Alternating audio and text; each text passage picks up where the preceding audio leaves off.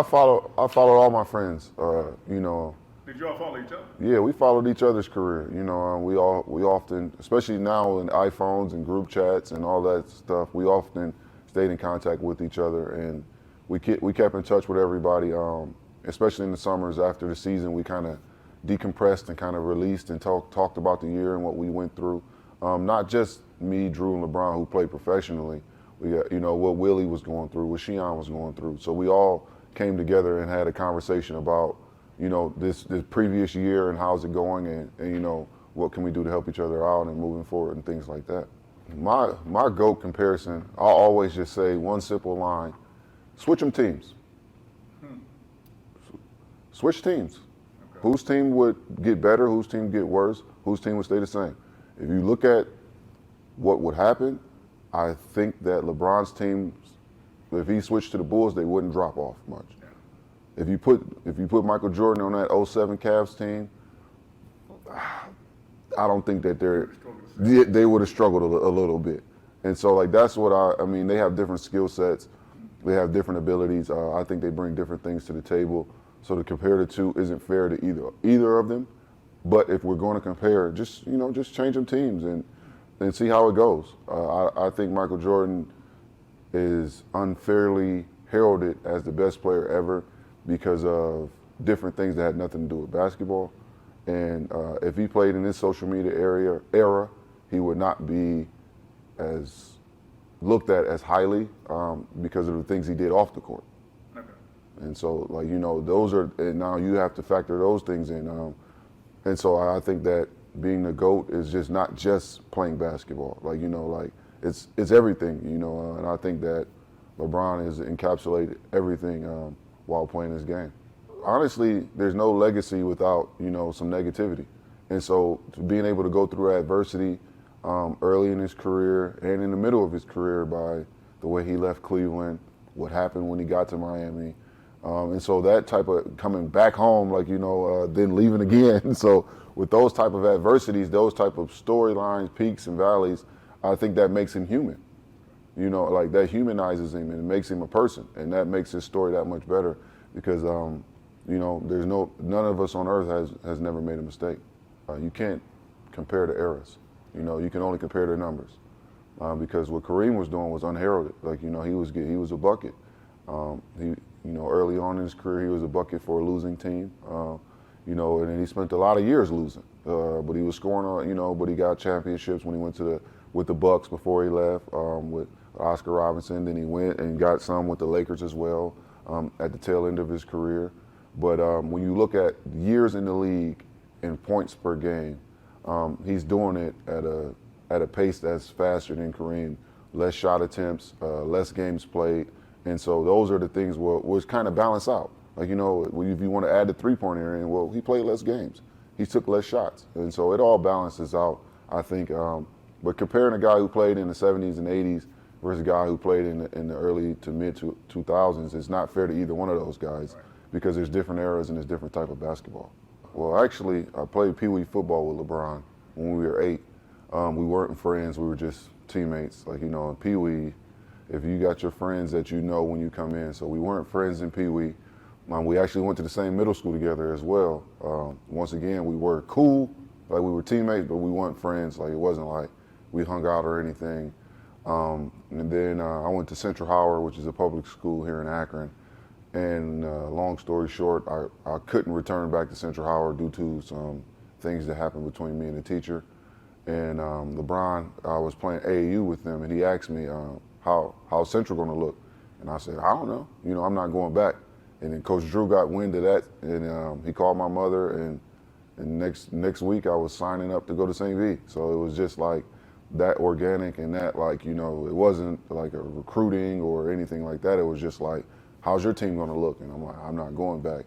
And my mom seen this great opportunity, and she forced me to come. Well, not forced me. She strongly suggested that I come here, and so it was a great opportunity.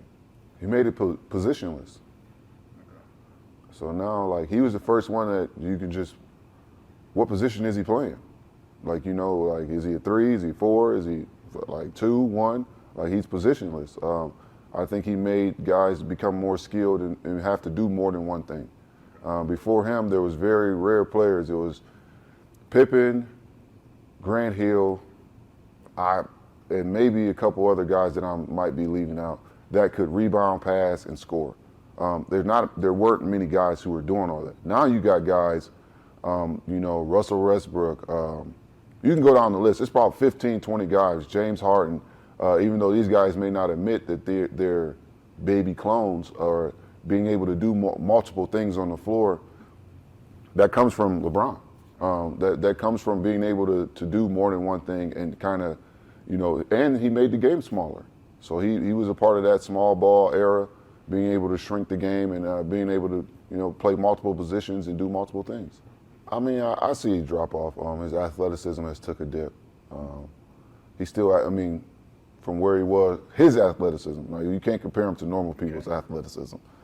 His athleticism has took a dip from where he was to where he is. I mean, after 20 years in the NBA, you expect somebody to lose a step or not jump as high or not do certain things every single night. Other than that, I think that's all I'm gonna speak about is his athleticism. Man, he was a bad boy. He could do everything. He can do everything. Whatever the moment required is what he gave it. There's games where I seen him have 16, 17 rebounds. Games where I seen him have 60 points. Games where I seen him had 15 assists. So he gave 4 or 5 blocks. Still, like he gave the game what it required. And it's rare to find a guy who can fit that mold, whatever the team needs.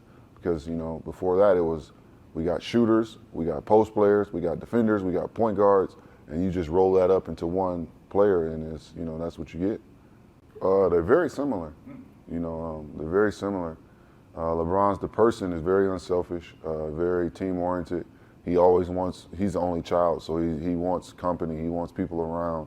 When you come from a house of 4, 26 first cousins, you want to be alone sometimes. You don't want to be surrounded by people all the time. But for him, it's different because he's the only child, and he's very similar to.